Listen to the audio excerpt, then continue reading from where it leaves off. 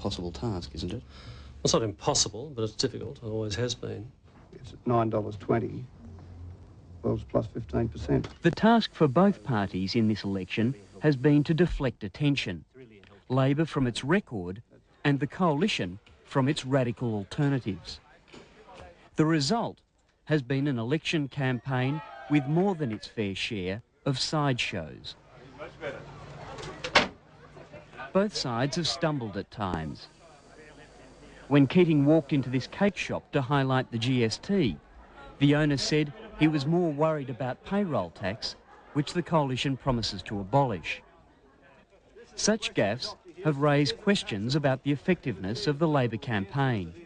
In any election campaign where you're relying on either party, both parties, all parties have been doing it, relying on what is loosely described as stunts to make a point, you'll always get the odd one that doesn't quite work.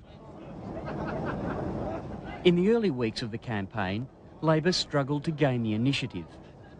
Stories started to emerge of a communication breakdown between the Prime Minister and the campaign headquarters. Mr Keating seems to have run pretty much his own race. Is that a fair assessment of how the campaign's been conducted? Well, you build a campaign, obviously you have to build a campaign around the personality of the individual leader, so you can't lay down a rigid formula. Has there been a breakdown of communication? There was a very early suggestion of that. Like all of us, we had minor difficulties from time to time, but nothing that affects the campaign itself. The Liberals have also experienced their hiccups. John Hewson has struggled to handle the mounting questions over the enormous technical detail of how the GST would work. We are going to make an effort to provide that information towards the end of the campaign. As he barnstorms the country, Dr Hewson is criticised by journalists and the Labor Party for failing to do more in-depth interviews which would put his own policies under greater media scrutiny. So you've had lots of panting opposition leader shots running on beaches and so on. It's pretty hard to interview someone running on a beach. Why won't John Hewson appear at the National Press Club this week, as is the tradition for party leaders?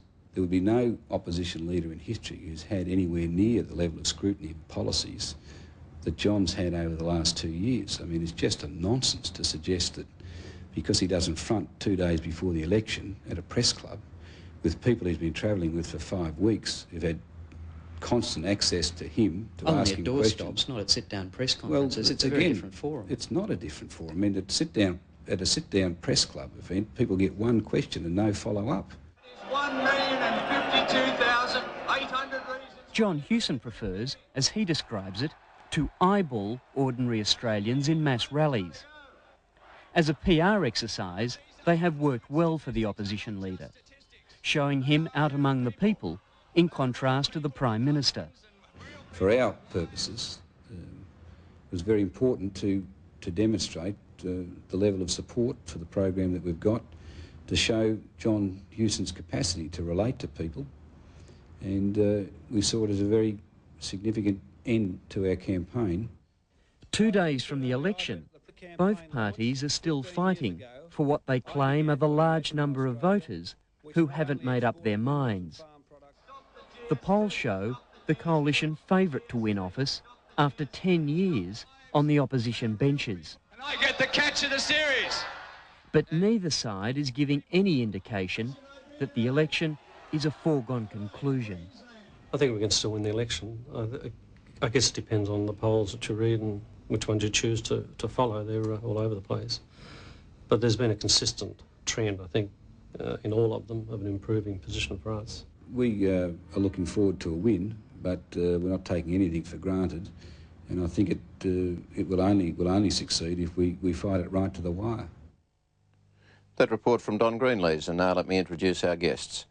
Rod Cameron is Managing Director. Tea. Well, I've accepted it now. The customer pays, so it hasn't really affected me at all. Here they didn't vote for it, introduced mid-term by the Longy government, initially 10%, quickly bumped to 12.5% even on food, and offset by big tax cuts, the top rate halved to 33%.